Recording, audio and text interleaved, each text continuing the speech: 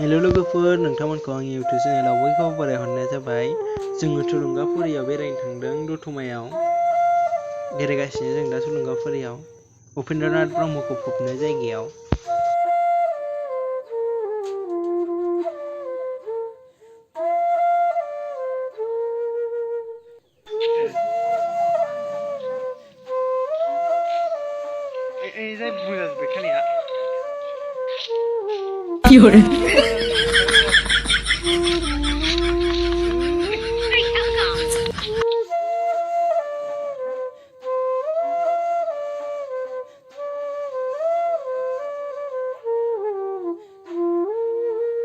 नै लोगोफोर, बेयावनो उपेन्द्रनाथ ब्रह्मखौ फबदोंमोन आरोना। बै लुनदावदाव माबा इथा होनाय नुहुरदोंना, इयावनो फबदों आरो बेखौ।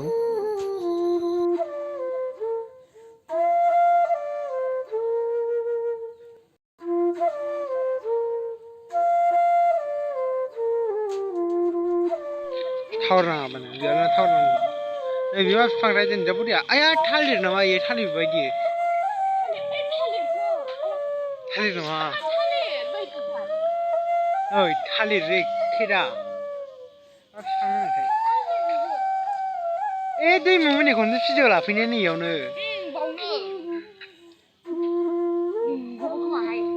नंगौ क'क्राझारनि ना इसोरो। ओरै फै। थालिर बायदि नालाय आं थालिर दिस खेब आं भिडिअ लादों।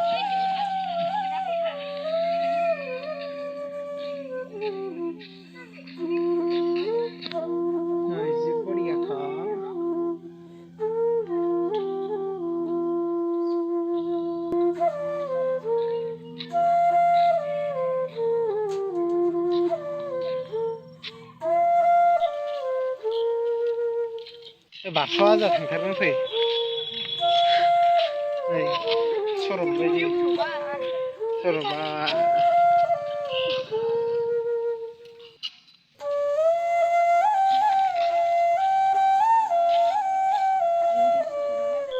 नै इयाव थाखोनायाव दंबायो गाखोग्रा जायगाखौ नुसनाखैमोन।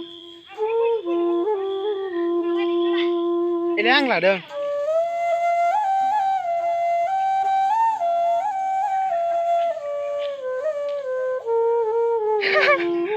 आंखौसो नायहोबावबाय। खथ्थ' आराम खेबना होदों आङो दहायो। गाबोन बानायना होनोसै। दहाय सानावनो थाबायनाय लागायबानो जायोमोन।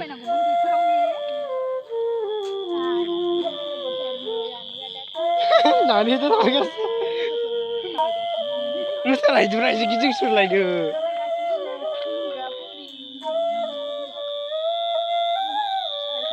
आयौ मा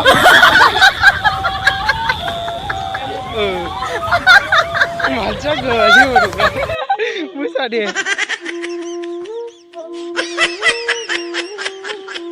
आंने दाखालि बिथिङाव मोसाना मोसायो। स' लोगोफोर, थेंक इउ स' माच आंनि भिडिअखौ जोबजासिम नायनायनि थाखाय।